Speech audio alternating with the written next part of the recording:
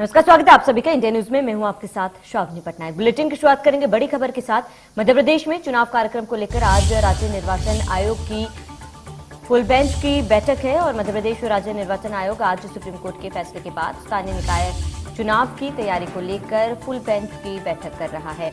आयोग सबसे पहले पंचायतों के चुनाव कराने पर विचार कर रहा है। सब ठीक रहा तो पंचायतों के चुनाव जून में होने के आसार हैं। आयोग ने पंचायत और ग्रामीण विभाग से परिसीमन की सूची मांगी है। पंचायतों के परिसीमन का प्रकाशन अभी तक नहीं किया गया, जो आयोग के लिए एक बड़ा पेंच है।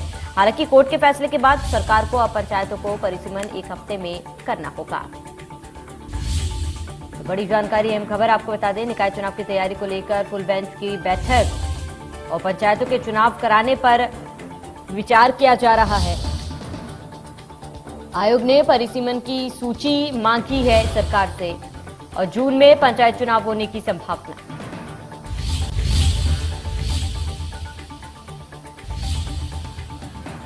तो चुनाव को लेकर निर्वाचन आयोग की बैठक, बड़ी जानकारी हम खबर से आपको रूबरू करा दें। निकाय चुनाव की तैयारी को लेकर फुल बेंच की बैठक है और ऐसे में पंचायतों के चुनाव कराने पर विचार किया जा रहा है। तो आयोग ने परिसीमन की सूची मांगी। बड़ी जानकारी से आपको रूबरू कराते भोपाल से बड़ी जानकारी। चुनाव को लेकर निर्वाचन आयोग की बैठक और निकाय चुनाव की तैयारी को लेकर फुल बेंच की बैठक होगी। पंचायतों के चुनाव कराने पर विचार किया जाएगा। तो आयोग ने परिसीमन की सूची मांगी है और जून में पंचायत चुनाव होने की संभावना।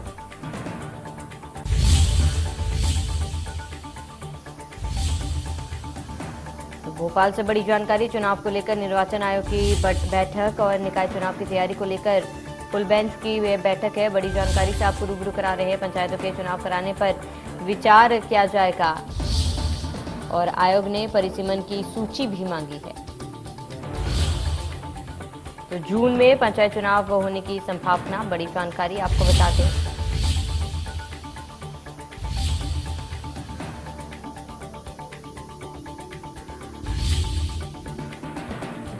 ज्यादा जानकारी के लिए संवाददाता ब्रिजेश जैन हमारे साथ लाइव जुड़ चुके हैं। ब्रिजेश, आपका रुख करूंगी क्योंकि अब चुनाव कराने हैं, ऐसे में आयोग ने परिसीमन की सूची भी मांग ली है। क्या कुछ अपडेट है फिलहाल?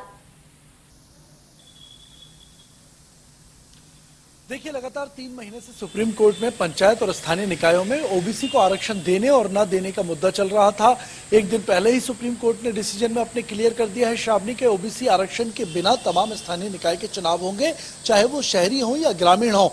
और जैसे ही सुप्रीम कोर्ट के आदेश की कॉपी आज राज्य निर्वाचन आयोग को पहुंची है, राज्य निर्वाचन आयोग ने एक बड़ी बैठक का आयोजन किया है जिसे फुल बेंच बैठक कहते हैं। इस मीटिंग में आगे के चुनाव की प्रक्रिया तय की जाएगी। चुनाव कब रख सकते हैं, कितने चरणों में रख सकते हैं, पहले ग्राम पंचायत के चुनाव हो या नगरीय निकाय के चुनाव हो, नोटिफिकेशन कब निकालें और किस तरीके से निकालें, आचार संहिता कब से घोषित की जाए प्रदेश में, ये तमाम मुद्दों को लेकर जो है आज बातचीत होगी। और इन सबसे बड़ा एक और मुद्दा है परिसीमन का, क्योंकि लगातार 2 बार परिसीमन हो चुके हैं। पहले कमलनाथ सरकार ने परिसीमन किए थे 2019 में और उसके बाद शिवराज सरकार जब 2020 में आई तो उसने पुराने परिसीमन को, यानी क्षेत्र जो बदले गए थे, नई ग्राम पंचायतें, नए वार्ड का निर्माण किया गया था, कई वार्डों को, ग्राम पंचायतों को छोटा किया गया था भौगोलिक स्थिति के आधार पर, उसको पलट दिया था और नए परिसीमन करने का ऐलान किया था। जनवरी महीने से ही लगातार नए परिसीमन का काम पूरे प्रदेश में चल रहा था, जिसमें 750 से ज्यादा ग्राम पंचायतें और 1200 से ज्यादा वार्ड बढ़ाए गए थे।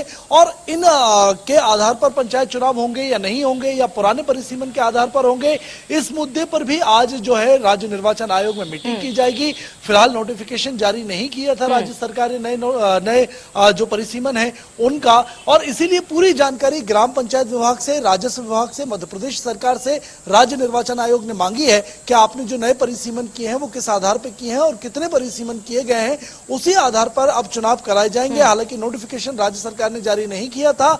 ऐसे में सवाल यह है कि कौन सा परिसीमन लागू होगा।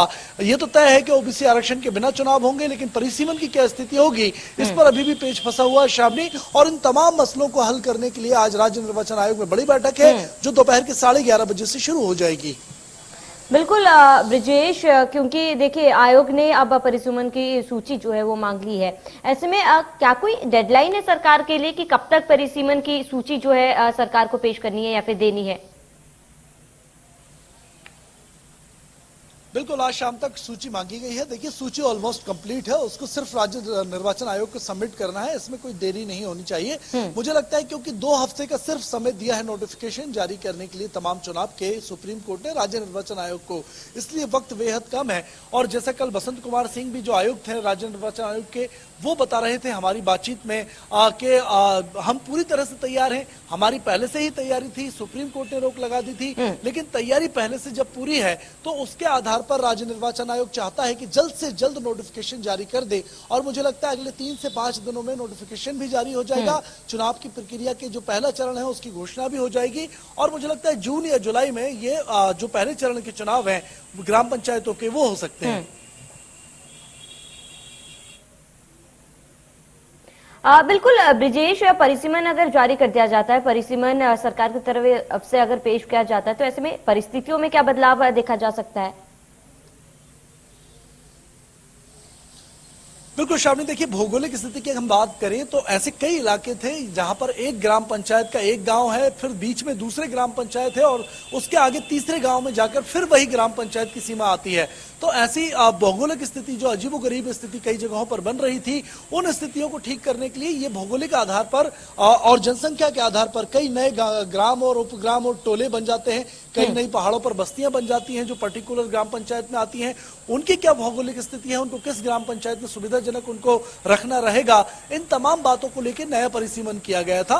उस आधार पर चुनाव कराने की कोशिश है। हालांकि राज्य के ऊपर है, राज्य क्या चाहता है। राज्य चाहेगा तो नए परिसीमन के आधार पर चुनाव होंगे और राज्य सरकार चाहेगी तो पुराने परिसीमन के आधार पर होंगे। लेकिन श्रावणी, एक पेच और यहाँ पर यह है कि नए आरक्षण की स्थिति क्या होगी, यानी कि जो पहले से एसटी को, एससी को, महिला वर्ग को, जनरल कैटेगरी के अलावा इन तीनों वर्गों को जो आरक्षण है उसकी स्थिति क्या होगी। क्या कमलनाथ सरकार के वक्त के आरक्षण लागू होंगे? शिवराज सरकार के वक्त के पिछले साल के आरक्षण तो लागू नहीं हो सकते क्योंकि वो ओबीसी के आधार पर थे। और इसीलिए नए आरक्षण की परिस्थिति भी क्या होगी, नए आरक्षण की सीटों का बंटवारा किस तरह से होगा, ये तमाम मुद्दे हैं जिस पर अभी बात होनी बाकी है। और इसलिए मैं कह रहा हूं थोड़ा वक्त लग सकता है, पेच फंस सकता है, लेकिन राज्य निर्वाचन आयोग की कोशिश यही है कि जल्द से जल्द नोटिफिकेशन जारी किया जाए। बिल्कुल ब्रिजेश, तमाम जानकारी के लिए हमारे साथ जुड़ने के लिए आपका बहुत बहुत शुक्रिया। मध्य प्रदेश, छत्तीसगढ़ की हर खबर सीधे आपके मोबाइल फोन पर। अभी सब्सक्राइब करें हमारा चैनल और पाएं पल पल की खबर।